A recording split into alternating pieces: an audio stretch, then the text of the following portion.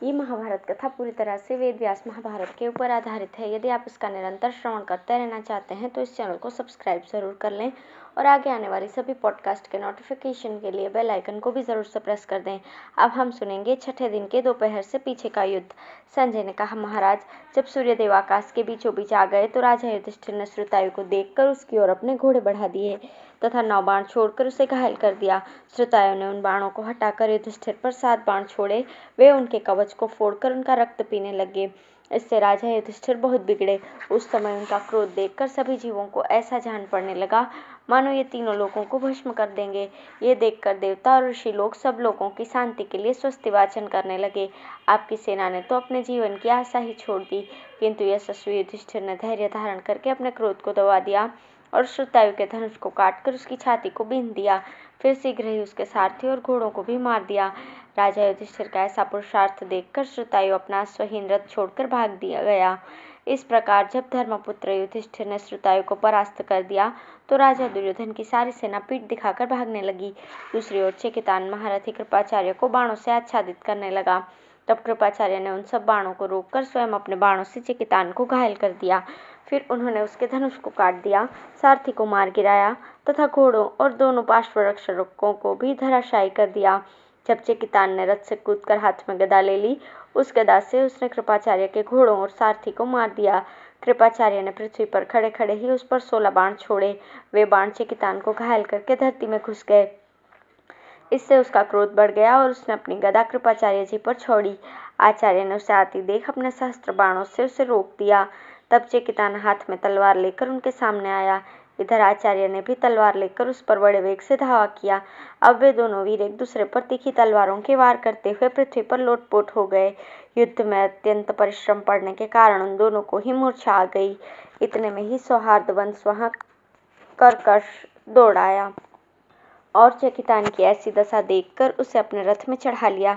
इसी प्रकार शकुनी ने बड़ी फुर्ती से कृपाचार्य को अपने रथ में बिठा लिया। धृष्टकेतु ने 90 बाणों से भूरिश्रवा को घायल कर दिया। इस पर भूरिश्रवा ने अपने चोखे चोखे बाणों से महारथी धृष्टकेतु के सारथी और घोड़ों को मार दिया। जब महामना धृष्टकेतु उस रथ को छोड़कर शतानिक के रथ पर चढ़ गए, इसी समय चित्रसेन, विकर्ण और दुर्मर्शन ने अभिमन्यु पर धावा किया। अभिमन्यु ने आपके इन सब पुत्रों को तो रथहीन कर दिया, किंतु भीम की प्रतिज्ञा याद करके उनका वध नहीं किया।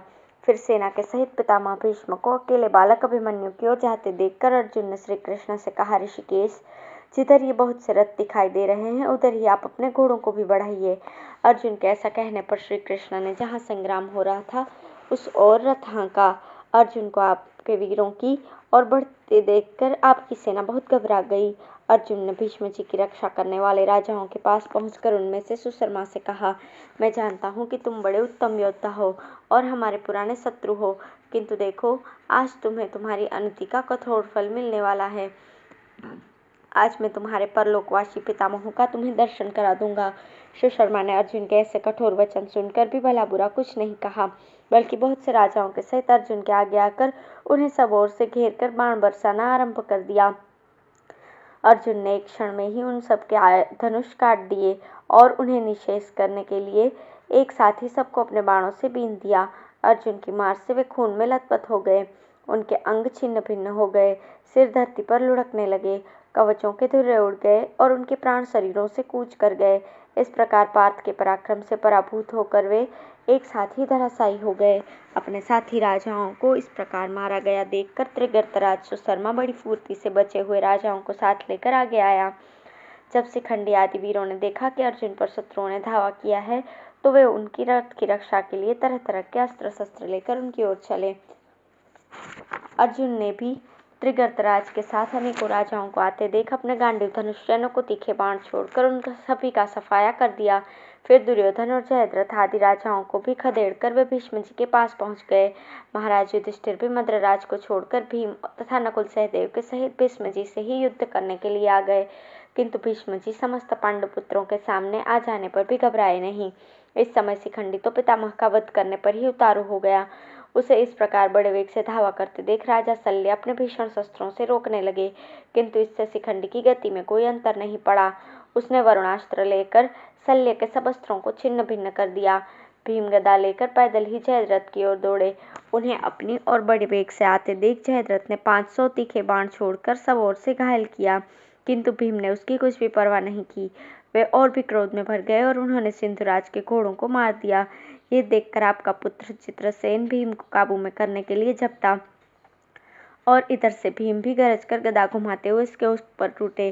भीम की वो यमदंड के समान प्रचंड गदा देखकर सब कौरव उसके प्रहार से बचने के लिए आपके पुत्रों को छोड़कर भाग गए। गदा को अपनी ओर आती देख भी चित्रसेन घबराया नहीं। वो ढाल तलवार लेकर अपने रथ से कूद पड़ा और एक दूसरे स्थान पर चला गया। उस गदा ने चित्रसेन के रथ पर गिरकर उसे सारथी और घोड़ों के सहित चूर चूर कर दिया। इतने में ही चित्रसेन को रथहीन देखकर विकर्ण ने उसे अपने रथ पर चढ़ा लिया। इस प्रकार जब संग्राम बहुत घोर होने लगा तो भीष्म जी राजा युधिष्ठिर के सामने आ गए और उस समय पांडव पक्ष के सब वीर कांपने लगे और उन्हें ऐसा मालूम हुआ मानो अब युधिष्ठिर मृत्यु के मुंह में पड़ना चाहते हैं। इधर महाराज युधिष्ठिर भी नकुल सहदेव के सहित भीष्म जी पर टूट पड़े। उन्होंने भीष्म जी पर सहस्त्रों बाण छोड़कर उन्हें बिल्कुल ढक दिया, किंतु भीष्म जी ने उन सबको सहकर आधे निमेष में ही अपने बाण समुदाय से युधिष्ठिर को अदृश्य कर दिया। राजा युधिष्ठिर ने क्रोध में भरकर भीष्म जी पर नाराज बाण छोड़ा, पर पितामह ने बीच में ही उसे काटकर युधिष्ठिर के घोड़े भी मार डाले।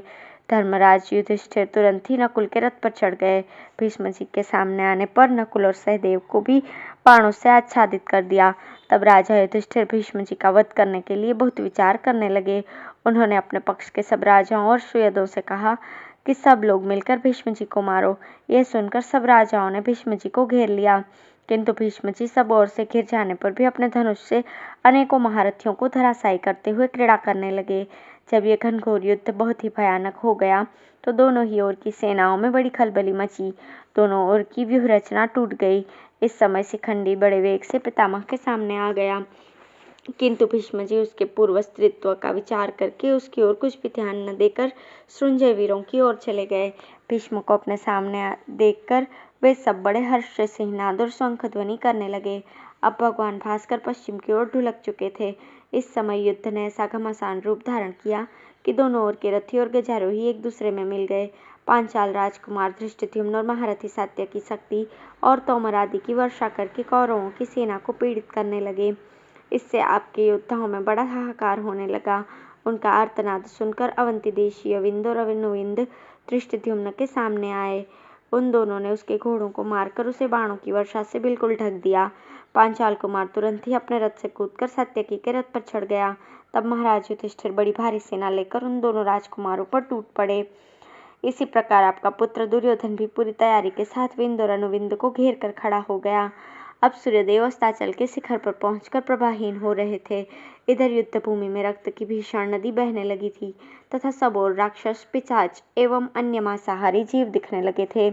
इसी समय अर्जुन ने सुशर्मा आदि राजाओं को परास्त कर अपने शिविर को कूच किया। धीरे धीरे रात्रि होने लगी। महाराज युधिष्ठिर और भीमसेन भी सेना के सहित अपने शिविर को लौटे। इधर दुर्योधन, भीष्म, द्रोणाचार्य, अश्वत्थामा, कृपाचार्य, शल्य और कृतवर्मा आदि कौरव वीर भी अपनी अपनी सेना के सहित अपने अपने डेरों पर चले गए। इस प्रकार रात होने पर कौरव और पांडव दोनों ही अपनी अपनी छावनियों में चले आए। वहां दोनों पक्षों के वीर एक दूसरे की वीरता की बढ़ाई करने लगे। उन्होंने अपने शरीरों से बाण निकालकर तरह तरह के जलों से स्नान किया तथा पहरा देने के लिए विधिवत चौकीदारों को नियुक्त किया। धन्यवाद।